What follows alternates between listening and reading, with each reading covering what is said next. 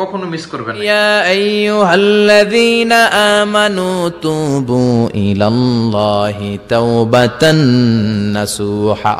তাকওয়া হচ্ছে আল্লাহর সচেতনতা, আল্লাহর ভয়, সবসময় আল্লাহ সচেতন থাকা। ওমর ফারুক রাদিয়াল্লাহু আনহু উবাই ইবনে কাব রাদিয়াল্লাহু তাআলা আনহুকে জিজ্ঞেস করলেন, মা হুয়া তাকওয়া, তাকওয়া কি, আমাকে একটু সংক্ষেপে বলেন তো। তো উবাই ইবনে কাব বললেন, আমা সালাকতা তরিকান যা শাওকিন, ওমর তুমি কি কাঁটাযুক্ত কোনো পথ, মানে যেই পথের চারদিকে কাঁটা ক্যাকটাস আছে, এরকম গুলমলতা যুক্ত কোনো পথ দিয়ে হেঁটেছো? ওমর ফারুক বললেন, হ্যাঁ হেঁটেছি।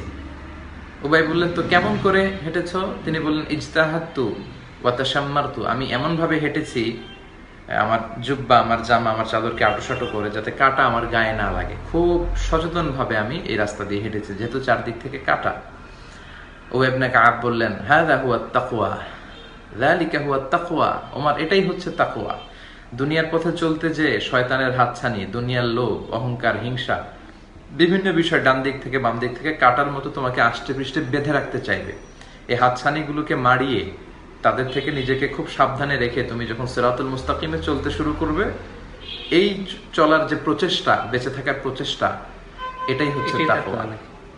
তো এই সিয়াম পালনের মধ্য দিয়ে আমাদের তাকওয়া অর্জিত হয়। পাশাপাশি ইফতারির আগে দোয়া করবেন।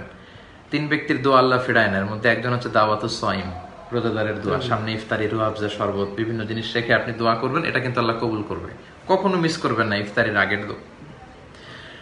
তো আল্লাহ বলছেন, লাআল্লাকুম তাত্তাকুন, সিয়াম পালন করলে তোমরা মুত্তাকি হবে, তোমাদের মধ্যে তাকওয়া অর্জিত হবে।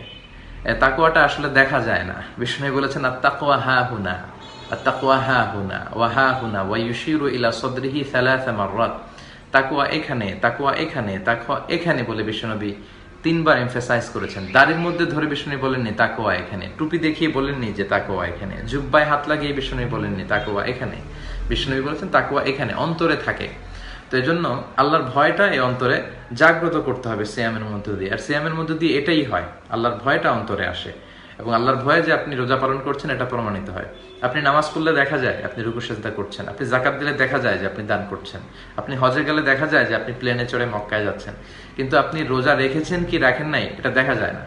আমার চেহারা দেখে আপনি বুঝবেন না যে আমি খেয়েছি না খাই নাই। ওনার চেহারা দেখে আমরা বুঝতে পারবো না যে উনি খেয়েছে কি খান নাই, কারণ মানুষের সামনে আপনি খেলেন না। ঘরে ঢুকে কিন্তু শেখ জাকির আহমদ ইউএসএ, আমার প্রিয় বন্ধুবর, শুক্রিয়া, উনিও জয়েন করেছেন। তো চেহারা দেখে বোঝা যায় না যে আপনি খেয়েছেন কি খান নাই। লোকদের সামনে আপনি খেলেন না, কিন্তু ঘরে ঢুকে কিন্তু আপনি খেতে পারেন।